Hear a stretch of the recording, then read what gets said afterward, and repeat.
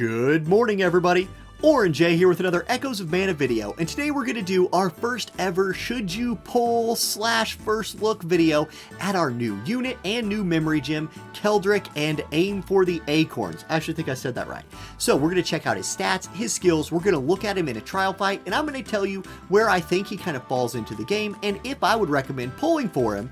So let's do that. But first, this video is being sponsored by the Amazon Appstore version of the game, and as you guys know, if you watch my videos, when you spend in the game using Amazon coins, you just always save up to 20%, right? It's the best way to spend in gacha games, it's the way I spend in all the gachas that I play right now, and they are still running the special launch offer for Echoes of Mana, where the first time you spend 10,000 Amazon coins, they will give you 1,000 of those Amazon coins back. That's essentially $110 worth of in-game purchasing for only 82 bucks because you use the Amazon coins.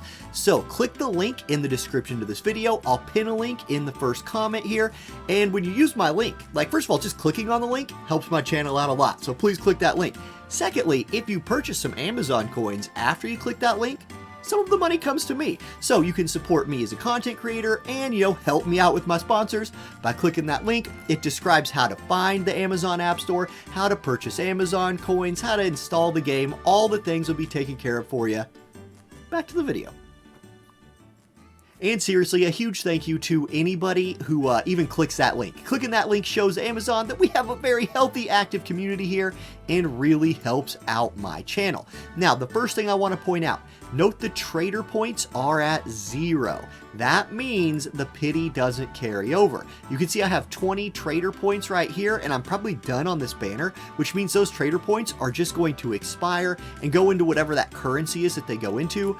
I was hoping maybe they'd carry over to this new banner. They did not. Now, if we check out the draw rates, the featured ally has a 1.5% draw rate and the featured memory gem a 0.75.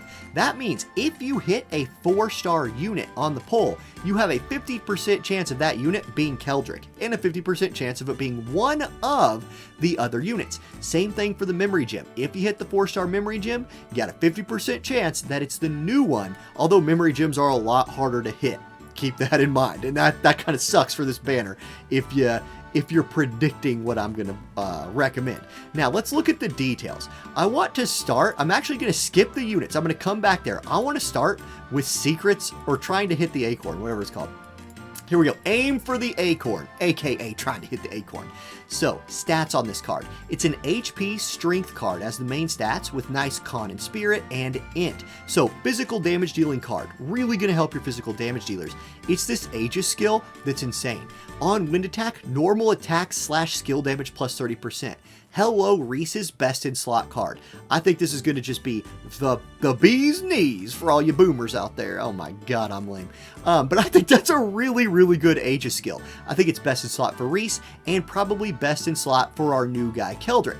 Now, I'm going to scroll back up here and we're going to look at him in a little bit more detail. Now, I'm going to turn off, I'm going to put Duran's stat box up, I'm going to put Reese's stat box up, and I'm going to put Keldric's. Here's his stats, 1820 HP, that's pretty good. 826 strength is a little low for a main damage dealer. It's lower than Reese and lower than Duran. Con at 682, a little bit higher than Reese and significantly lower than Duran. And then 591 spirit is low. If we were to compare those stats to like Reese, for example, you can see he has more HP, but she has more strength. Con is pretty close, and she has more spirit. Luck at 102 and 101, so they're both high luck units. If we go look at Duran, 1911 HP, so Duran has more HP, 746 con, Duran's got a lot more con, and 570 spirit, they both suck there. Duran not going to crit as much at 84. But man, like, this stat pool does not exactly blow me away for our first new unit. But that's because he's not supposed to be just like a stat pool monster. He's supposed to be a chain builder, and his special techniques kind of tell his story. Full Throttle is a 10-hit multi-hit attack. Savage Slash is a multi-hit attack. Great Tree's Favor, this is a super armor plus con buff, so will not help him do more damage, but against physical units will help him stand there and build chains with the super armor, like, semi-immunity to some of the some of the crowd control effects in the game, and the Constitution buff will really help him not die to physical damage dealers. Now, his support skills, ST gauge plus 100%, that's normal for our 4-star units. It's this one that I'm kind of a little cold on. Himself and a paired ally will get strength plus 10% when the chain is 30 plus. So it's nice that it's both him and his paired ally, but when I'm thinking about like, when do I need to be worrying about doing more damage? Well, it's against bosses, right? Bosses are kind of the end game, and you have to move around a lot against bosses. It's what makes this girl right here such a good chainer. Not only can she can chain while moving around. Keldric can't really do that. So I think this support skill is decent, but maybe not as good against some bosses in the game. Okay, let's go test him out. Let's go into a trial battle, and we're gonna look at his like animations here, kind of see how he feels, and you can watch the animations of his attacks. I think that is very valuable. To start though, I'm gonna take Duran, and I'm gonna pull this black monster all the way up here, and then switch back to our new guy, so I can get that one-on-one with this one. So here's his auto attacks, right? It's a 3-hit chain, so it's 1, 2, 3, and then this is what his dodge looks like. Pretty standard there, nothing special. Here's his skill, 1, 2, 3, 4, 4-hit chain. That's pretty good. That's one more hit than like Reese's chaining attack. The deal is though, you're standing still, 1, 2, 3, 4. It's pretty fast, but you are stuck there. Like, right, I can't dodge, I'm spamming dodge, but when you're chaining with the skill, you are stuck. Same thing with Reese, right? But why she's such a good chainer, and here I'll bring her in and show you, is you can chain with Reese's skill, 1, 2, 3, 4, 5. I'm sorry, Reese's skill's a 5-hit chain. It's one more than his. I misspoke. So watch, 1, 2, 3, 4, 5.